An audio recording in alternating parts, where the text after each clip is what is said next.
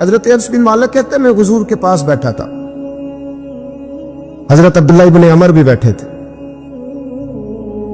کوئی بات ہو رہی تھی، ایک حجرے میں بیٹھے تھے، دروازے پہ دستک ہوئی، مسند امام احمد میں حدیث ہے، نبی پاک علیہ السلام نے فرمایا انس دروازہ کھولو، دروازے پہ وہ بندہ ہے جس کو اللہ بغیر حساب کتاب جنت عطا فرمائے گا، وہ بندہ ہے دروازے پہ۔ حضرت انس بن مالک کہتے ہیں میں نے دروازہ کھولا تو بندہ دیکھا، غریب سا ایک انصاری صحابی، اور بندہ بڑا سادہ، وضو تازہ کر کے آیا تو پانی کے قطرے داڑھی سے بہہ رہے، اور چمڑے کے جوتے اس نے لپیٹ کے نا تو بغل میں چھپائے ہوئے، آ کے اتحیات کی حالت میں بیٹھا، حضور سے دو چار باتیں کی، چلا گیا۔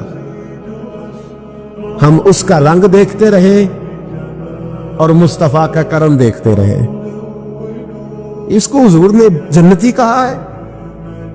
کہتے اگلے دن اسی ٹائم اسی وقت ہم حضور کے پاس بیٹھے تھے، پھر دروازے پہ دستک ہوئی، حضور نے فرمایا دروازہ کھولو، دروازے پہ وہ بندہ ہے جسے اللہ بغیر حساب کتاب جنت عطا فرمائے گا، بغیر حساب۔ کہتے ہیں دروازہ کھولا، اور جیسے ہی میری نظر پڑی بندہ بھی وہی ہے جو کل آیا تھا، اور انداز بھی وہی ہے جو کل تھا، اسی طرح پانی کے قطرے، اسی طرح جوتے بغل میں، السلام علیکم، کل حضور فلاں بات کی تفصیل پوچھنی مجھ سے رہ گئی تھی، غلطی ہوگی، دوبارہ آیا ہوں۔ اس نے اپنی گفتگو کی، چند جملوں میں بات سمیٹی، چلا گیا۔ فرماتے اتفاق کی بات کے دن تیسرا، بندے بھی ہم دونوں، میں اور عبداللہ ابن عمر، حضرت انس بن مالک کہتے ہیں دونوں بیٹھے تھے، سیم ٹائم سیم ڈے، پھر دستک ہوئی، حضور نے فرمایا دروازہ کھولو، اور مسکرا کے فرمایا دروازے پہ وہ بندہ ہے جسے اللہ بغیر حساب کتاب جنت عطا فرمائے گا۔ کہتے کھل اٹھے ہمارے چہرے، باہر گئے، دستک ہوئی تھی، دروازہ کھولا، فرماتے مجھے یقین تھا وہی ہوگا جو 2 دن پہلے آیا تھا، اور میرے یقین کے مطابق ہی کام ہوا، وہی بندہ تھا جو کل بھی تھا، جو پرسوں بھی تھا، حالت اور کیفیت اور انداز بھی وہی تھا، پانی کے قطرے بہہ رہے ہیں، اور اس شخص نے جوتے بغل میں دبائے ہوئے خدمت میں حاضر ہوا، بیٹھ گیا، بات چیت کی، چلا گیا۔ حضرت انس بن مالک کہتے ہیں تھوڑی دیر ہوئی تو حضور بھی تشریف لے گئے۔ حضرت عبداللہ ابن عمر مجھے کہنے لگے یار ویسے کتنے اس کے نصیب ہیں، کتنے نصیب ہیں، کوئی آیا لے کے چلا گیا، کوئی آیا لے کے چلا گیا، کوئی عمر بھر بھی نہ پا سکا، میرے مولا تجھ سے گلا نہیں، یہ تو اپنا اپنا نصیب ہے، یہ تو اپنا اپنا، اور نہ کسی کے حال پہ طنز کر، نہ کسی کے غم کا مذاق اڑا، وہ جسے چاہے جیسے نواز دے، یہ مزاج لطف رسول ہے صلی اللہ تعالی علیہ وسلم۔ کہتے ہیں ہم لوگ گفتگو کرنے لگے، عبداللہ ابن عمر مجھ سے کہنے لگے یار ویسے پتہ کرنا چاہیے یہ کون سا عمل کرتا ہے، پتہ کرنا چاہیے، ایسے ہم نہیں پتہ کرتے کہ یہ بندہ بڑا چمک گیا، پتہ کرو کون سا کاروبار کرتا ہے، ذرا اس کی جاسوسی تو کرو۔ اور بندے بھی بڑے سمجھدار ہیں، وہ سائیڈ بزنس نہیں بتاتے، وہ کہتے ہیں وہ جو میرا علیحدہ ہے وہ نہیں بتانا، کہیں یہ رہنا شروع کر لے۔ حالانکہ انسان کے پاس جو خوبی، جو اللہ نے اسے دولت دینی ہوتی ہے، وہ اپنا اپنا نصیب ہوتا ہے، وہ گھر میں بیٹھے بھی اللہ عطا کر دیتا ہے۔ پتہ کرو کیا عمل کرتا ہے۔ تو حضرت عبداللہ ابن عمر کہتے ہیں میں اس کے پیچھے ہو گیا، اس سے سلام لی، تو میں نے کہا مجھے 2-3 دن کے لیے مہمان بنا لو گے؟ مان نہ مان، میں تیرا مہمان، 2-3 دن کے لیے مہمان بنا لو گے؟ تو کہتے ہیں مجھ سے کہنے لگا کوئی گھر میں جھگڑا ہو گیا، کیونکہ پڑوس میں تو تمہارا، کہیں بھی تو تمہارا گھر ہے، میرے مہمان بننے ہو، کچھ جھگڑا ہے؟ تو میں نے کہا چلو ایسے ہی سمجھ لو، پر مجھے مہمان بنا لو۔ کہتے ہیں میں 3 دن اور 3 راتیں اس شخص کے ساتھ رہا، وہ کتنا صدقہ کرتا ہے میں نوٹ کرتا رہا، نماز کتنی پڑھتا ہے، اس کا کیا، میں چاہتا تھا کہ وہ عمل مجھے ملے، جس کی برکت سے مصطفیٰ نے اسے 3 مرتبہ جنتی فرمایا ہے، تاکہ وہ کیفیات مجھے بھی ملے۔ حضرت عبداللہ ابن عمر کہتے ہیں کہ میں نے کوئی خاص چیز نہیں دیکھی، وہ عشاء پڑھتا تو فجر تک بستر پہ کروٹیں لیتا، اور میں الحمدللہ اٹھ کے تہجد بھی پڑھتا، نوافل بھی پڑھتا۔ کہتے ہیں وہ 1 سپارہ پڑھتا، میں 3 پڑھتا۔ فرماتے اس نے 3 دنوں میں کھجور بھی صدقہ نہیں دی، کہ کھجور بھی، اور میں نے بڑے بڑے غریبوں کی مدد کی۔ میں کہنے لگا کہ عمل تو میرا زیادہ ہے اس سے، پھر خوبی کیا ہے؟ خاص توجہ کرنا، اسلام اور دین کا جو فکری اساس ہمیں صحابہ نے دی۔ حضرت عبداللہ ابن عمر کہتے ہیں میں نے تیسرے دن اسے کہا بھائی اللہ تیرا بھلا کرے، تو نے بڑی خدمت کی، میں نے جانا ہے میرا کوئی جھگڑا نہیں ہوا تھا، میں تو بس تیرا عمل دیکھنے آیا تھا کہ تو عمل کیا کرتا ہے۔ تو وہ صحابی کہتے ہیں مجھے کہنے لگے یار تو میرا عمل دیکھنے آیا تھا، مجھے بتا تو صحیح، اور کیوں دیکھنے آیا میرا عمل؟ تجھے کیا ضرورت پڑی میری جاسوسی کی؟ تو کہتے ہیں مجھ سے جب اس نے سوال کیا تو میں نے اس کو کہا بھائی تو 3 دن آیا ہے نا، ہم بیٹھے ہوئے تھے۔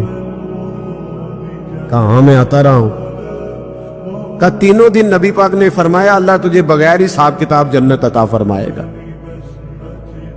تو میں چاہتا تھا کہ میں ذرا جاسوسی کروں، ذرا دیکھوں، کھوج لگاؤں کون سا ایسا عمل ہے، آپ بھی ذرا دھیان دیجئے گا، کون سا ایسا عمل ہے؟ حالانکہ تو شاہ پڑھتا ہے اور اٹھ کے فجر پڑھتا ہے، میں تہجد بھی پڑھتا ہوں، تیرا سپارہ 1 ہے میرے 3 ہے، کون سا ایسا عمل ہے جس کے سبب تجھے جنت ملے گی؟ کہتے ہیں وہ صحابی کہنے لگے یار کوئی ایسا عمل نہیں، کوئی شے نہیں، میں اس قابل ہی نہیں، من نانم کے من دانم، جو میں ہوں مجھے پتا ہے۔ کہا پھر کوئی بات تو ہوگی، تیری مہربانی بتا دے، میں نے 3 دن 3 راتیں محنت کی ہیں، بتا دے۔ کہتے وہ کہنے لگے اگر تجھے بتاؤں نا تو پھر سن، میں جب رات کو سوتا ہوں تو اپنے دل پہ نظر ڈالتا ہوں، اور سویرے جب اٹھتا ہوں تو پھر اپنے دل پہ نظر ڈالتا ہوں، موبائل پہ نہیں، کنجی پہ نہیں کہ چابیاں کدھر ہیں، بٹوے پہ نہیں، میں رات کو سوتے ہوئے بھی اپنے دل پہ نظر ڈالتا ہوں، سویرے اٹھتے ہوئے بھی میں سب سے پہلے اپنے دل پہ نظر ڈالتا ہوں۔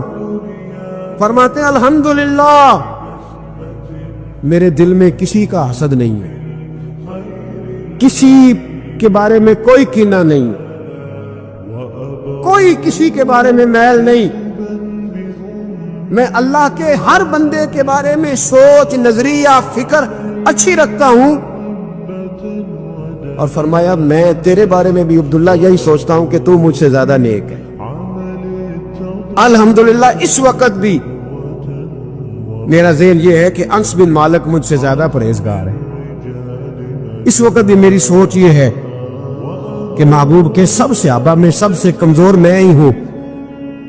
نابد عبداللہ ابن عمر کہتے ہیں میں نے اس کا ہاتھ چوما، میں نے کہا سمجھ آ گئی ہے، تیرا نظریہ، تیری سوچ پکی اور سچی مسلمان ہے، تو دل اور روح کا مسلمان ہے، تو نظر اور روح کا مسلمان ہے۔ یہ سبب ہے کہ اللہ کے رسول نے زمین پر چلتے ہوئے بھی تجھے 3 دفعہ جنت کی بشارت عطا فرما دی۔ لیکن اب کچھ لوگ حج پہ چلے گئے، سعادت مل گئی۔ حضرت سیدنا موسیٰ علیہ السلام نے عرض کی کوہ طور پہ جا کے مولا میری قوم پوچھتی ہے کہ کوئی ایسا کام بتا جو ہم کریں تو تو ہم سے راضی ہو جائے۔ حضرت موسیٰ کی قوم کا خیال تھا کہ تہجد کا حکم آئے گا تو پڑھیں گے، صدقات کا حکم آئے گا تو دیں گے، جہاد کی بات ہوگی تو کریں گے۔ کچھ جو نیک لوگ تھے ان میں سے انہوں نے یہ پیغام دیا کہ مالک ہمیں بتائے کہ وہ کس کام پہ راضی ہوتا ہے، ہم وہ کام کریں تاکہ اللہ ہم سے راضی ہو جائے۔ حضرت موسیٰ کلیم کہتے میں نے عرض کی مولا میری قوم پوچھتی ہے کہ کون سا ایسا کام کرے کہ تو راضی ہو جائے؟ تو رب کریم نے ارشاد فرمایا موسیٰ کہتے میرا خیال تھا کوئی لسٹ ملے گی، لیکن مالک نے ایک جملہ کہا، ایک جملہ، اور تفسیروں کے دریا بہا دیے، عرش کے مالک نے فرمایا موسیٰ ان سے کہو جا کے کہ وہ مجھ سے راضی ہو جائے، میں ان سے راضی ہو جاؤں گا، مجھ سے راضی ہو جائے۔ بندے اللہ سے راضی ہی نہیں راضی ہوتے۔ امام غزالی سے کسی نے پوچھا تھا، امام غزالی سے، کہ حضور اللہ کا بندے سے راضی ہونا کمال ہے یا بندے کا اللہ سے راضی ہونا کمال ہے؟ تو امام غزالی مسکرائے، فرمانے لگے رب تو بڑا ہی مہربان ہے، وہ تو بڑی جلدی راضی ہو جاتا ہے، وہ تو مسجد میں آ کے توبہ کرے تو اللہ راضی، کسی یتیم کے سر پہ ہاتھ پھیرو تو اللہ راضی، وہ تو کسی اندھے کو رستہ دکھایا تو اللہ راضی ہو گیا، وہ تو طوائف نے کتے کو پانی پلایا تو اللہ۔ امام صاحب فرمانے لگے یہ بندہ ہے جو اللہ سے راضی نہیں ہوتا، جس کے پاس اولاد نہیں وہ کہتا ہے چلو ایک بیٹی مل جائے تو میں راضی ہوں، بیٹی مل گئی تو کہتا اب ایک بیٹا بھی ملے تو پھر راضی ہوں، پھر کہتا ہے یہ دونوں اچھی تعلیم حاصل کر لے تو پھر میں راضی ہوں، پھر کہتا ہے یہ بہت زیادہ پیسے کمائے تو پھر میں راضی ہوں۔ بہرحال راضی ہوتا، لیکن جو راضی ہو جاتا ہے نا، اللہ اکبر، جو اللہ سے راضی سکھی بڑا رہتا ہے، سکون میں بڑا رہتا ہے، مطمئن بڑا رہتا ہے، جو سمجھ لیتا ہے نا کہ جو میرے رب نے بہتر سمجھا وہ میرے اللہ نے مجھے۔ میں کبھی کبھی سوچتا ہوں کہ یار حضرت بلال حبشی نے کوئی عہدہ نہیں مانگا ساری زندگی، انہوں نے نہیں کہا مجھے بھی ایک صوبے کا گورنر بناؤ میری بھی خدمات ہے، مجھے بھی وزیر خزانہ بناؤ میرا بھی کچھ بنتا ہے۔ ایک دفعہ نہیں کہا سیدنا بلال حبشی رضی اللہ تعالیٰ عنہ نے کہ میری بھی کوئی ڈیوٹی ایسی ہونی چاہیے کہ مجھے چلو سپہ سالار ہی بنا دیا جائے۔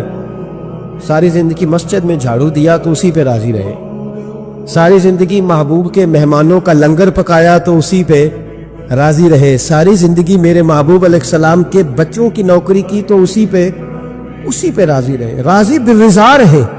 حدیث پاک سنیے، نبی پاک علیہ السلام نے ایک دن صحابہ سے پوچھا کہ تم کیا سمجھتے ہو اپنے دل کو، جب پوچھتے ہو دل پہ توجہ کرتے ہو تو کیا جانتے ہو؟ تو صحابہ عرض کرنے لگے یا رسول اللہ جب ہم اپنے دل پہ توجہ کرتے ہیں تو ہم سمجھتے ہیں کہ اللہ نے ہمیں ایمان عطا فرمایا ہے۔ تو حضور نے فرمایا تمہارے ایمان کی دلیل کیا ہے؟ ایمان کی کوئی دلیل بھی تو ہوتی ہے نا، ہمارے زمانے میں تو کوئی دلیل نہیں، نماز نہیں پڑھتا پھر بھی میں مسلمان ہوں، روزہ نہیں رکھتا پھر بھی مسلمان، جھوٹ صبح سے شام تک، کہتا خبردار کسی نے مجھے ذرا بھی بات کی سب سے بڑا مسلمان میں ہی ہوں، بددیانتی، دھوکہ، فریب، فرار، لیکن خبردار کسی نے کوئی بات کی سب سے بڑا مفتی میں ہی ہوں۔ جرم سارے پائے جاتے ہیں، دلیل کیا ہے بھائی؟ اگر کسی دیکھیں نا، اگر درخت ہے تو دلیل یہ ہے کہ پھل بھی ہے، شاخیں بھی ہیں، لیکن تو صاحب ایمان ہے تو دلیل کیا ہے؟ تو نبی پاک صلی اللہ علیہ وسلم نے صحابہ سے پوچھا کہ تم ایماندار ہو تو دلیل دو۔ تو بڑے خوبصورت تھے میرے محبوب کے تیار کردہ لوگ، عرض کرنے لگے یا رسول اللہ ایمان کی دلیل یہ ہے کہ اگر اللہ ہمیں نعمت دیتا ہے تو ہم شکر ادا کرتے ہیں، اگر کبھی مصیبت آتی ہے تو ہم صبر کرتے ہیں، اور یا رسول اللہ ہم اپنے رب کے ہر فیصلے پر راضی رہتے، ہم اپنے اللہ کے ہر فیصلے پر۔ اب حضور نے رزلٹ کا اعلان کیا تو میرے محبوب فرمانے لگے پھر سنو میں گواہی دیتا ہوں واقعی اللہ نے تمہیں دولت ایمان عطا فرمائی ہوئی، پھر واقعی اللہ نے تمہیں دولت اگر تم اپنے رب پر راضی ہو، اگر تم راضی ہو اس کام پر جس پہ اللہ نے تمہیں رکھا ہوا ہے، اگر تمہیں کسی کو دیکھ کر تکلیف نہیں ہوتی، اگر تم نہ حسد میں جلتے ہو، نہ بغض میں، نہ کینے میں، نہ تکبر میں، نہ احساس کمتری کا شکار ہوتے، اگر تم راضی رہتے ہو کہ میرے مالک نے بہترین زندگی مجھے دی، پھر اس کا مطلب یہ ہے کہ تم صاحب ایمان ہو۔ ہمارے زمانے میں لوگوں کی وہ تکلیفیں، صبر نہیں ہے، سکون نہیں ہے، بے چینی سی ہے، بے قراری سی ہے، معاشرے میں ایک عجیب سی ہلچل ہے، ہر آدمی سمجھتا ہے کہ وہ سامنے والا جو شخص ہے نا وہ بڑا سکھی ہے اور میں بڑی تکلیف میں ہوں۔ میں رات اپنے پیر بھائیوں کو سمجھا رہا تھا، میں کہہ رہا تھا یاد رکھنا اس آدمی کا عہدہ بڑا ہوتا ہے نا اس کا زخم بھی بڑا گہرا ہوتا ہے، اس کا زخم بھی بڑا، ہاں وہ کسی شاعر نے، شعر اردو کا ہے اور تھوڑا وقی تھا شاعر بھی، تو بات بھی اس کی تھوڑی وقی ہے، چلیں آپ سیانے لوگ ہیں آپ کی سمجھ میں آئی جائے گی۔ اس نے کہا تھا کہ ہجوم غم میں بھی توہین نے ضبط غم نہ ہوئی، ہجوم غم میں بھی توہین نے ضبط غم نہ ہوئی، ہم اس احتیاط سے روئے کہ آنکھ نم نہ ہوئی، لوگوں کو نہیں پتا چلا کہ ہم رو رہے ہیں، ہم نے واہ اللہ کر کے دنیا، ہم اس احتیاط سے روئے کہ ہماری آنکھ نم نہ ہوئی، ہم نے واہ اللہ کر کے نہیں بتایا کہ بڑی دقت میں، ہم نے اپنے آپ کو محفوظ رکھا، ضبط میں رکھا، حوصلے میں رکھا، اللہ کی رضا پہ راضی رہے، اپنے آپ کو اپنے رب کی رضا پر۔ میرے نبی پاک صلی اللہ تعالی علیہ وسلم نے فرمایا کہ قیامت کے دن میری امت کا ایک گروہ ایسا ہوگا جسے اللہ تبارک و تعالیٰ اس طرح جنت میں پہنچا دے گا جیسے کوئی بندہ اڑ کے جنت میں چلا جاتا ہے۔ وہ جب جنت میں پہنچیں گے نا تو فرشتے ان سے پوچھیں گے تم نے حساب دیا؟ کہیں گے ہمیں تو پتہ ہی نہیں حساب کیا ہے۔ پل صراط سے گزرے، کہیں گے خبر ہی نہیں پل صراط کہاں ہے، تو یہاں کیسے آ گئے؟ کہیں گے اللہ کے فضل سے، اللہ کے فضل سے۔ تو کہا بتاؤ تو صحیح تمہاری نیکی کیا تھی؟ تو کہیں گے دو باتیں تھیں، ایک تو ہم اللہ کے حلال کو حلال جانتے تھے، رب کے حرام کو حرام جانتے تھے، اور دوسرا یہ تھا کہ ہم اللہ کے ہر فیصلے پہ راضی رہتے تھے، اللہ کے ہر فیصلے پہ۔ تو جو رب کریم کی رضا پہ راضی رہے پھر اسے کسی حساب کتاب کا سامنا نہیں کرنا پڑے گا، پھر اسے پل صراط کی دشوار گزار گھاٹیوں کا سامنا نہیں کرنا پڑے گا۔ شرط یہ ہے کہ وہ اللہ کی رضا پہ راضی رہے، وہ اللہ کے فیصلے کو بصیر و چشم مانے، وہ عاجزی اور انکساری کے ساتھ گردن جھکا دے، اپنے مالک کے فیصلوں پر جھکا دے۔ اللہ نے حضرت ابراہیم کو اولاد نہیں دی، پھر زمانے کے بعد دی، پھر دینے کے بعد کہا کہ جاؤ وادی غیر ذی زرع ان میں چھوڑ کے آؤ۔ سخت گرمیاں ہو جائے تو لوگ بچوں کو سکول نہیں بھیجتے، چھٹیوں کا اعلان ہو جاتا ہے، لیکن حضرت ابراہیم چھوڑ آئے بچہ، اور بچہ ایک تو بچہ اللہ تعالیٰ روٹین میں دیتا ہے تو اس کی قدر و منزلت اور ہوتی ہے، اور ایک بندہ بڑی دعاؤں التجاؤں خواہشات کے بعد لیتا ہے، اس کی قدر و منزلت وہ بچہ جو بڑی دعاؤں کے بعد لیا، کا چھوڑ آؤ، کوئی کھانا نہیں، پانی نہیں، دانا نہیں، حضرت ابراہیم چھوڑ آئے۔ 13 سال اکٹھے رہنے کی اجازت نہ ملی، اور جب اجازت ملی تو کہا اب چھری اٹھاؤ اور بیٹے کی گردن پہ چلا دو۔ آپ اس کو آسان کام سمجھتے ہیں؟ اتنی تسلیم و رضا، ہر فیصلے پہ راضی ہونا، ہر فیصلے پہ۔ یہاں ہمارا حال یہ ہے کہ 2 منٹ کے لیے تکلیف آتی ہے تو لوگ واویلا کرتے، شور مچاتے، کفر بولتے۔ ہر آدمی آپ اس کو ٹٹول کے دیکھیں تو کہتا ہے سب سے تکلیف میں ہی ہوں۔ کس سولی پہ لٹکے ہوئے ہم؟ آخر کون سا معاشرے کا ایسا دکھ ہے جو صرف ہمارے پاس ہی آ گیا؟ ہر آدمی کہتا ہے مجھے نہ چھیڑنا، سب سے زیادہ غمگین میں ہی ہوں۔ بھائی بتا تو صحیح نا کہ آخر کون سی ایسی چیز ہے جو مالک نے تجھے عطا نہیں فرمائی؟ لیکن ہماری آزمائشیں ہیں، ہمارے جملے ہیں، ہماری گفتگو ہے کہ ان سے شکوہ چھلکتا ہے، ان سے شکایتیں ٹوٹ ٹوٹ کے نیچے گرتی ہیں۔ ہم یہ سوچتے ہی نہیں کہ ہمیں نہیں پتا ہمارے حق میں بہتر کیا ہے، ہمارے رب کو پتا ہے کہ ہمارے حق میں بہتر کیا ہے۔ اس لیے لوگ شکایت نہیں کرتے تھے، آج ہر بات پر شکایت ہے، ہر بات پر لوگ شکوہ کرتے ہیں، اور ہر بات پر لوگ اللہ تبارک و تعالیٰ کی بارگاہ ناز کے نافرمان بنتے ہیں۔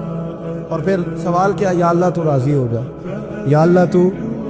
اور اللہ کیا فرماتے ہیں موسیٰ اپنی قوم سے کہو یہ مجھ سے راضی ہو جائے، میں بھی ان سے راضی ہو جاؤں گا۔ حضرت رابعہ بصری رحمۃ اللہ تعالی علیہ نا طبقہ صوفیاء میں ایک بڑی منفرد حیثیت رکھتی ہے، علیحدہ ایک مقام ہے، اور ان کی زندگی بتاتی ہے کہ اللہ کی معرفت اور رب تبارک و تعالیٰ کا قرب صرف مرد کے لیے خاص نہیں، اگر عورت بھی توجہ کرے تو اللہ اسے بھی خزانے کھول کے عطا فرماتا ہے، اسے بھی اللہ خزانے کھول۔ حضرت رابعہ بصری اکثر نہ اولیاء اللہ کی مجالس میں جا کے بیٹھتی تھی، بیٹھتی پردے کے اندر تھی لیکن بیٹھا کرتی تھی۔ جو لوگ اس رستے کے مسافر ہوتے ہیں وہ بات کو سمجھتے ہیں کہ یہ گہرا معاملہ ہوتا ہے، کسی جگہ سے کوئی ایسی چیز ملتی ہے جس کو فوری طور پر طبیعت اور نفس قبول نہیں کرتا، لیکن جو صوفیاء ہوتے ہیں نا، سالکین طریقت، معرفت کے رستے کے مسافر، وہ چونکہ مسافر ہوتے ہیں تو انہیں جو بندہ بھی منزل کا رستہ بتاتا ہے وہ اس کی بات غور سے سنتے ہیں، اعتراضات نہیں کرتے، شکوے نہیں کرتے، بن کے نہیں بیٹھ جاتے۔ ہمارے زمانے میں مسافر نہیں ہیں طریقت کے، ہمارے زمانے میں یہاں مرید کامل ہیں، یا پھر پیر ہیں جو مطرق العنان ہے، جن کے سامنے جو سوال ہی نہیں پیدا ہوتا کسی اور کی بھی سنے، ممکن نہیں۔ حضرت رابعہ بصری بیٹھی تھی۔ حضرت سفیان ثوری بہت بڑا نام ہے، یہ وہ شخصیت ہے کہ جب جایا کرتے تھے تو اولیاء اللہ کھڑے ہو کے ان کا استقبال کرتے۔ بغداد میں اتنا بڑا درجہ تھا ان کا۔ حضرت جعفر بن سلیمان بھی بیٹھے تھے، سفیان ثوری بھی بیٹھے تھے۔ تو حضرت سفیان ثوری دعا مانگنے لگے، جناب رابعہ بصری پردے کے اندر بیٹھی ہوئی تھی، دعا مانگنے لگے، اے اللہ مجھ سے راضی ہو جا، اے اللہ مجھ سے راضی ہو جا، اے اللہ مجھ سے۔ دیر تک دعا مانگتے رہے تو بی بی صاحبہ، مائی صاحبہ اندر سے بول پڑے ناراض ہو کے، کہنے لگی بس کر سفیان، کیا دعا مانگ رہا ہے تو، کب سے میں سن رہی ہوں، بس کر۔ کیا ہوا، تو کیوں ناراض ہوتی ہے؟ فرمانے لگی سفیان تو نے ایک بار بھی کہا میں نے برداشت کیا، دوسری بار بھی کہا، بتائیے دعا ٹھیک ہے کہ نہیں ان کی؟ اے اللہ تو مجھ سے راضی ہو جا۔ اس دعا پہ ناراض ہوگی مائی صاحبہ، کہنے لگی تو نے ایک بار بھی مانگی تو میں چپ رہی، دوسری بار بھی مانگی تو اب تو چپ بھی نہیں کر رہا، بس کر۔ حضرت سفیان کہنے لگے چل میری اصلاح کر دے۔ تو مائی صاحبہ کہنے لگی تو یہ تو کہہ رہا ہے یا اللہ راضی ہو جا، یا اللہ راضی ہو جا، پہلے تو بتا تو اللہ سے راضی ہے؟ پہلے اپنے نفس پر نظر ڈالنا، تو راضی ہے؟ روز نہیں مانگتا کہ 2 کروڑ چاہیے، 6 کروڑ چاہیے انسان کا نفس، روز نہیں کہتا بڑی گاڑی چاہیے، روز نہیں کہتا میرے بھی ٹھاٹ باٹ ہو، میں بھی بڑی گاڑی میں کھڑے ہو کے لوگوں کو ہاتھ لہرا کے لیڈر بنوں، روز نہیں کہتا میرا بھی بڑا نام ہو، پہلے بتا نا تو راضی ہے؟ حضرت سفیان ثوری نے جب بات سنی تو جھگڑا نہیں کیا، بلکہ اللہ اکبر کہا، چیخ مار کے رونے لگے، کہنے لگے رابعہ تو سچ کہتی ہے، ابھی تو میں اس منظر تک نہیں پہنچا کہ میں رب سے راضی ہو جاؤں تو میں اسے راضی کرنے چلا ہوں، تو سچ کہتی ہے۔ قریب ہی حضرت جعفر بن سلیمان بیٹھے تھے، وہ بی بی رابعہ کے پاس گئے، کہنے لگے مائی صاحبہ مجھے تو بتا دے آ کر بندہ اللہ سے راضی ہوتا کب ہے، یہ منزل شروع کب ہوتی ہے؟ تو آپ فرمانے لگے اس وقت کہ بندے کا جو حال نعمت ملنے پہ ہوتا ہے نا، جب وہی حال اس کا مصیبت آنے پہ ہو تو پھر سمجھو وہ اپنے رب سے راضی ہو گیا، پھر وہ اپنے رب سے۔ یہاں لوگ راضی نہیں ہیں، نہ شریعت کے حکم پر راضی ہیں معاذ اللہ، نہ دین کے آنے پر راضی ہیں، نہ نفاذ شریعت پر راضی ہیں، نہ لوگ اپنے ہر معاملے میں۔ دیکھیں نا کبھی کبھی تکلیف ہوتی ہے، کئی دفعہ لوگ بات پوچھنے آتے ہیں تو دل کرتا ہے انہیں ڈانٹ چھڑک دے۔ طلاق کا مسئلہ پوچھنے کے لیے لوگ عالم کے پاس آ جائیں گے، طلاق کا مسئلہ پوچھنے۔ سوال یہ ہے کہ تو نے شادی سے پہلے کسی عالم سے رابطہ کیا تھا کہ مجھے بتائے بیوی کے حقوق کیا ہیں، اس کے ساتھ وقت گزارنا ہے میں نے تو کس طرح کے حقوق میں نے ادا کرنے ہیں، شریعت مجھے کیا حکم کرتی ہے؟ پوچھا تھا کسی عالم سے؟ دین کی ضرورت پڑی تو دین کے پاس آئے، لیکن دین کو عمل کرنے کے لیے کبھی حاصل ہے؟ ضرورت پڑی تو آ گئے، حاجت ہوئی تو آ گئے، طبیعت لگی تو آ گئے۔ میں درجنوں بار کہہ چکا ہوں کہ جب کسی آدمی کے پاس لاکھوں روپیہ ہوتا ہے تو کسی پیر کے پاس نہیں جاتا کہ حضرت صاحب بڑے پیسے ہیں بتائیں شکر کیسے ادا کریں، لیکن جب ذرا دقت آتی ہے، حالات خراب ہوتے ہیں تو ہر پیر کا دروازہ کھٹکھٹاتا ہے، کہتا ہے کوئی تعویذ دے دے۔ تو بتا جب تیرا دین کے ساتھ صرف تکلیف کا رشتہ ہے، تو راضی بالرضا کب ہوگا؟ کب تو راضی ہوگا اپنے رب کے معاملات میں؟ کب تو راضی ہوگا؟ کئی دفعہ طبیعت میں تکلیف ہوتی ہے، وہ حضرت صاحب حالات بڑے خراب ہوئے، پہلے آپ نے تعویذ دیا تھا تو صحیح ہو گیا، پھر خراب ہے میں دوبارہ آ گیا، تو دل کرتا ہے ان سے کہنے سے کہ یار ہمارے ساتھ تمہارا رشتہ خراب حالاتوں کا ہی ہے، کبھی صحیح حالاتوں میں بھی آؤ نا، بڑے خوش حالات میں بھی آؤ کہ اب حالات بڑے اچھے ہیں، ہم حاضر ہیں، کوئی حکم کرے۔ خدا را راضی بالرضا رہنا سیکھے۔ انس بن مالک رضی اللہ تعالیٰ عنہ کہتے ہیں 10 سال حضور کی بارگاہ میں رہا، 10 سال، اور 10 سال میں نے حضور کے گھر میں نوکری کی۔ کہتے ہیں نبی پاک نے کبھی مجھے اف تک نہیں کہا۔ ہمارا اپنا بچہ جو ہوتا ہے نا بیٹا، اور 10 دنوں میں شاید سینکڑوں دفعہ سوڑ لے، یہ کیا کیا ہے وہ کیا، کہتے ہیں 10 سال حضور نے مجھے، کہتے ہیں میں نے ایک دن بڑا نقصان کر دیا، کوئی بڑی چیز مجھ سے ٹوٹ گئی، بڑا نقصان ہو گیا۔ تو فرماتے ہیں کہ نبی پاک صلی اللہ علیہ وسلم کی ایک زوجہ محترمہ مجھ پر جلال کرنے لگی، اور ان کا جلال بالکل بجا تھا، ان کا غصہ بالکل ٹھیک تھا۔ اس لیے کہ میں نے واقعی بڑا نقصان کیا تھا۔ کہتے ہیں وہ جب جلال کرنے لگی نا تو محبوب تشریف لائے۔ کیا ہوا؟ کہا یا رسول اللہ یہ دیکھیں اس نے کتنی بڑی چیز توڑ دی۔ تو کہتے ہیں اب میرا خیال تھا کہ یہاں سے بھی مجھے ڈانٹ پڑنی ہے اور پڑنی چاہیے بھی، اس لیے کہ میں نے آج بڑا نقصان کیا ہے۔ لیکن کہتے ہیں محبوب میرے قریب آئے اور میرے کندھے پہ ہاتھ رکھا۔ زوجہ جلال میں تھی تو محبوب نے کیا خوبصورت جملہ کہا، ساری سوچ ہی بدلتی۔ فرمانے لگے اس کو نہ ڈانٹ، اس چیز کا ٹوٹنا میرے رب کی رضا تھی تو چیز ٹوٹ گئی ہے، یہ میرے رب کی رضا تھی تو یہ چیز اب یہ غریب ہے اس کا دل نہ توڑ، وہ ٹوٹ گیا، وہ جو ہونا تھا سو ہو گیا، اب چھوڑ، یہ میرے اللہ کی اس چیز کا اتنی دیر رہنا ہی ہمارے حق میں بہتر تھا، تو ٹوٹ گئی تو ختم۔ کہتے بڑا جلال تھا محبوب کی زوجہ کو، لیکن انہوں نے جب بات سنی تو پھر مصطفیٰ کریم کا گھرانہ، پھر حضور کی ازواج پاک مومنوں کی مائیں، کہتے ہیں اسی وقت وہ بیٹھیں اور انہوں نے میری طرف بڑی شفقت کی نظروں سے دیکھا اور ان کے غصے کو میں نے پیار میں بدلتے دیکھا۔ بھائی یاد رکھو اللہ کی رضا، پھر اس وقت 2-4 لاکھ کے لیے لوگوں کو ہارٹ اٹیک نہیں ہوتا، پھر 20-25 ہزار کے لیے بلڈ پریشر اپ ڈاؤن نہیں ہوتا جب بندہ اللہ کی رضا پہ راضی رہنے لگتا، پھر چھوٹی چھوٹی باتیں اس کے لیے سہانے روح نہیں بنتی، پھر ذرا ذرا سی بات اسے تکلیف نہیں دیتی، جب وہ اللہ تعالیٰ کی رضا پر راضی ہونے کا عادی ہو جاتا ہے تو پھر یہ چیزیں اس کے لیے باعث آزمائش۔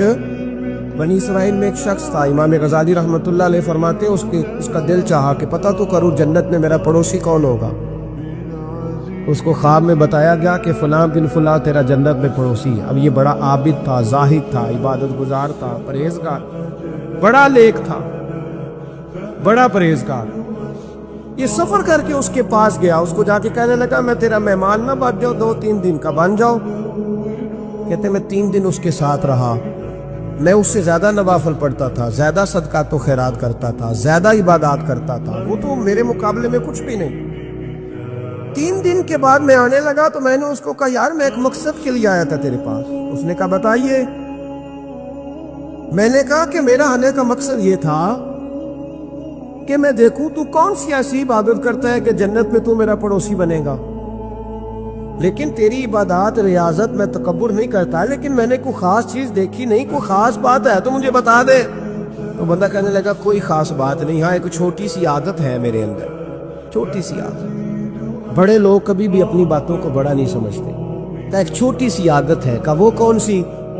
تو وہ کہنے لگا اگر شدید گرمی ہو نا تو میں نے اپنے رب سے کبھی سردی نہیں مانگی، اور کبھی برف جمی ہو نا گلیوں میں تو میں نے اپنے رب سے کبھی گرمی نہیں مانگی۔ میں سمجھتا ہوں میرا رب مجھے دیتا ہی وہ ہے جو میرے حق میں بڑا بہتر ہو۔ یہ ایک میری چھوٹی سی عادت ہے کہ کڑاکے کی دھوپ میں نے کبھی مالک سے سائے کا سوال نہیں کیا، اور اگر تیز بارش ہو رہی ہو تو میں نے کبھی یہ نہیں کہا کہ بارش نہیں ہونی چاہیے تھی، کیا بلے گا فلاں چیز کا۔ میں سمجھتا ہوں جو بہتر تھا اللہ نے وہی دے دیا ہے تو میں مطمئن رہتا ہوں۔ تو عابد وہ نیک آدمی وہ اللہ کے ولی کہنے لگے اسے چھوٹی سی عادت نہ بتا، تیری یہ وہ عادت ہے جس کی وجہ سے رب تجھ سے راضی ہو گیا ہے، اللہ تجھ سے راضی ہے تیری اس عادت کی بنا پر۔ جب ہمارے مزاج میں یہ چیزیں آ جائیں گی نا کہ جو میرے حق میں بہتر تھا مالک نے مجھے وہ دے دیا ہے، پھر ہم ہر جگہ بیٹھنے کی تمنا نہیں کریں گے، پھر سامنے والے سے ہم حسد نہیں کریں گے، پھر ہم یہ نہیں چاہیں گے کہ اللہ کرے وہ مر جائے اور اس کی ہر چیز مجھے مل جائے، پھر ہمارا مزاج پھر ہماری طبیعت یہ نہیں رہے، اللہ کی رضا پہ راضی رہے، مالک کے فیصلوں میں اپنے دل میں کوئی بوجھ محسوس نہ کریں، اپنی زندگی اللہ کے فیصلوں۔ دیکھیں نا جو ماں باپ اللہ نے بڑے اچھے سمجھے وہ ہمارے لیے پسند کیے، وہ اللہ نے ہمارے لیے جو اس نے ہمارے حق میں بڑے، جو بہن بھائی اللہ کرے آپ کو سمجھ آئے، جو بہن بھائی اس نے ہمارے حق میں بڑے اچھے سمجھے وہی بہن بھائی اس نے ہمیں عطا کیے۔ جس بیوی کو اس نے ہمارے گھر کے گلشن میں بہتر سمجھا اس کو لا کے اس نے ہمارے آنگن میں بٹھایا، اور جو اولاد اس نے ہمارے لیے باعث افتخار سمجھی وہ اولاد اس نے ہمیں عطا فرمائی۔ حضرت نوح علیہ السلام کا بیٹا کافر ہو گیا، پر کسی جگہ انہوں نے شکوہ نہیں کیا کہ مالک یہ کافر کیوں ہوا۔ اللہ کے قبضے میں ہے نا دل، پھیر سکتا ہے نا، مقلب القلوب ہے، لیکن حضرت نوح نے دعا اللہ کی رضا پر راضی رہے، اپنا مزاج بدلے۔ تاکہ معاشرے میں یہ جو گھٹن ہے، یہ جو ٹینشن ہے، یہ جو جھگڑا ہے، یہ جو چھینا چھانی ہے، یہ جو ایک دوسرے پر لوگوں کی نظریں ترچھی ہیں، یہ ختم ہو. سمجھو کہ میرے حق میں جو بہتر تھا مالک نے وہ چیز مجھے عطا کر دی. میں اکثر کہتا ہوں اپنے دوستوں کو، میں کہتا ہوں مجھے ایسے لگتا ہے جو سب سے اچھے ماں باپ تھے وہ اللہ نے مجھے عطا فرمایا، اور جو سب سے بہترین اساتذہ تھے نا ان کا دروازہ اللہ نے مجھے عطا فرمایا. اور جس شیخ جس پیر کو اللہ نے سب سے زیادہ شان عطا فرمائی اس کا دروازہ اللہ نے مجھے دکھایا. اور اس کے بعد اتنے تابعدار شاگرد میں نے کسی کے نہیں دیکھے جتنے مجھے ملے، اور اتنے وفادار پیر بھائی اور مرید میں نے کسی کے نہیں دیکھے جتنے مجھے ملے.